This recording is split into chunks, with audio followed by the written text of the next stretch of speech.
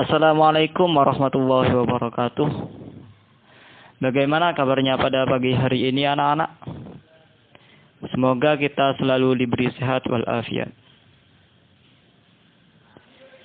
Baik, pada pertemuan kali ini kita akan melanjutkan materi yang kemarin pada bab salat berjamaah.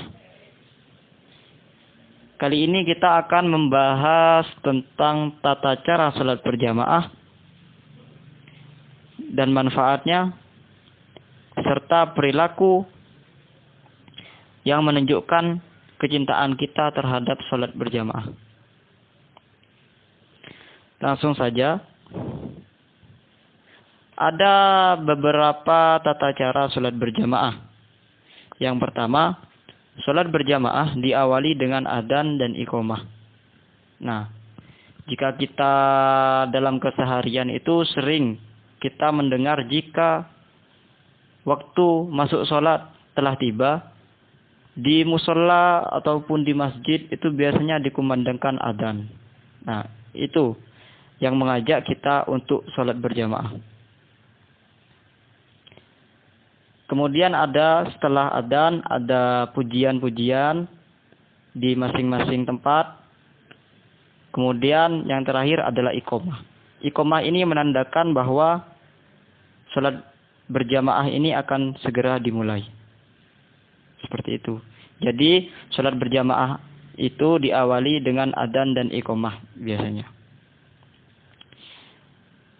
Yang kedua, shaf di belakang imam diisi oleh jamaah laki-laki.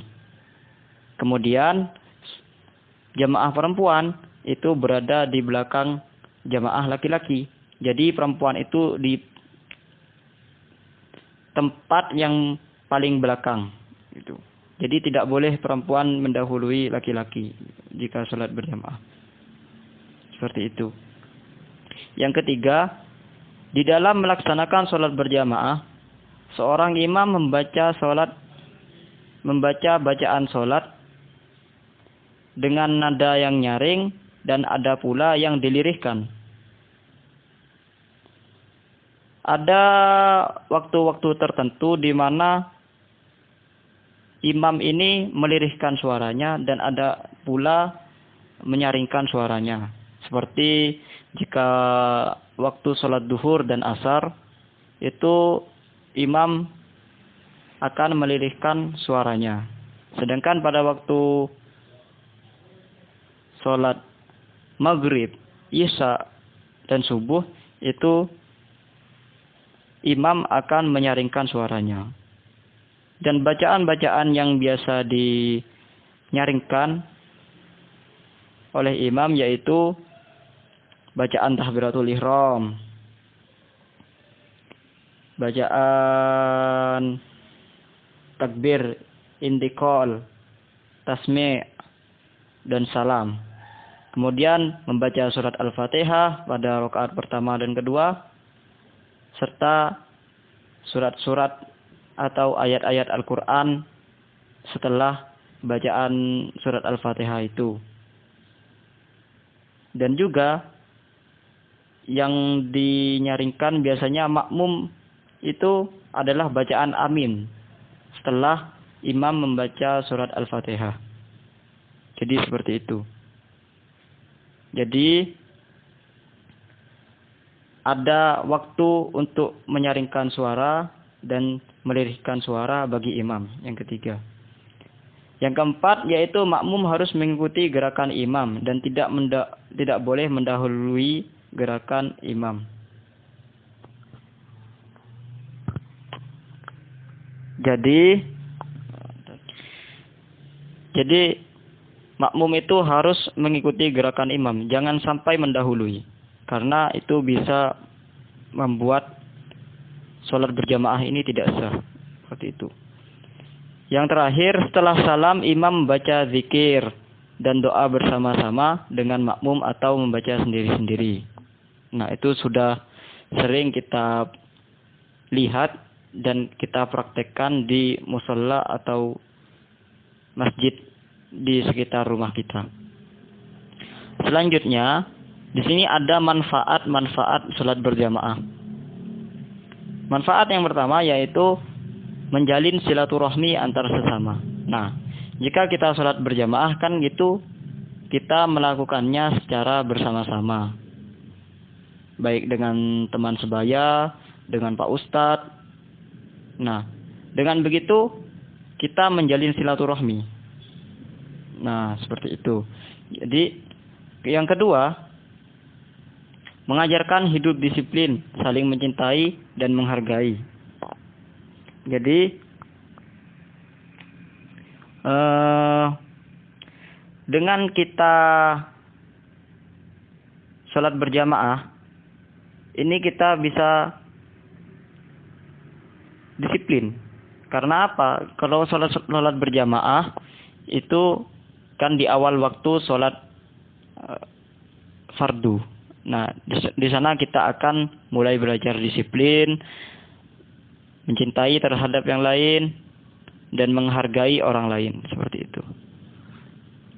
Yang selanjutnya menjaga kesatuan dan kebersamaan, tentunya karena sholat berjamaah itu tidak dilakukan sendirian, tapi bersama-sama dengan orang lain.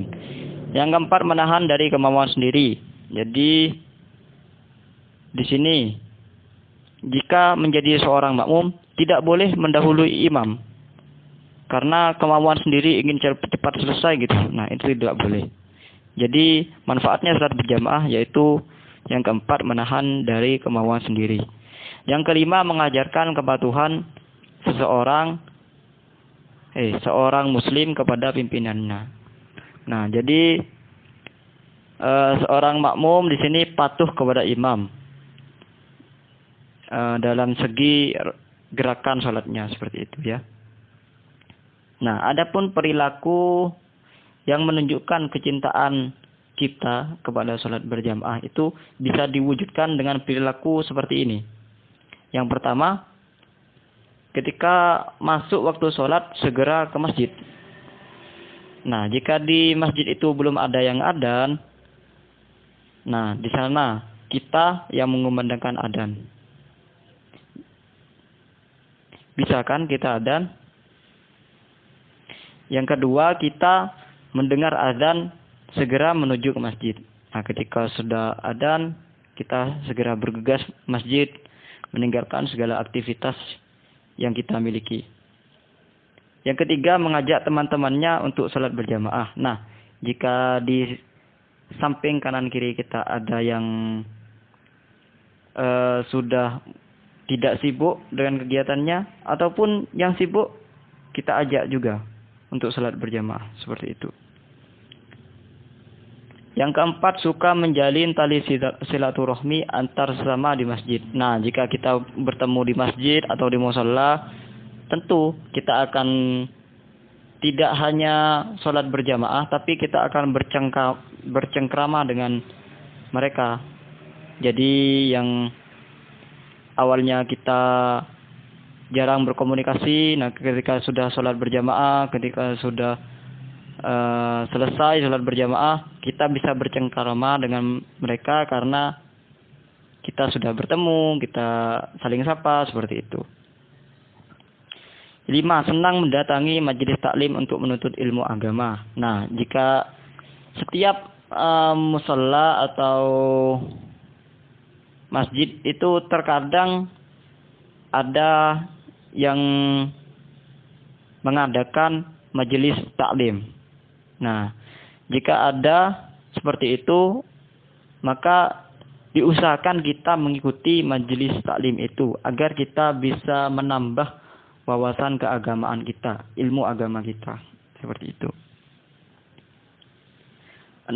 Tidak suka membeda-bedakan status sosial seorang. Nah, jika kita sholat berjamaah itu kita tidak bisa menghiraukan status sosial, mau itu dari pelajar, mau dari pedagang, peternak, petani. Kalau sudah sholat berjamaah, itu semua status sosialnya sama, yaitu hamba Allah. Hamba di hadapan Allah Subhanahu wa Ta'ala. Yang ketujuh, bersikap demokratis. Jadi taat kepada pimpinan selama tidak melakukan kesalahan. Yang terakhir, menjaga persatuan, kesatuan, dan bersikap demokratis tadi. Mungkin sekian dari Bapak. Kurang lebihnya mohon maaf. Wassalamualaikum warahmatullahi wabarakatuh.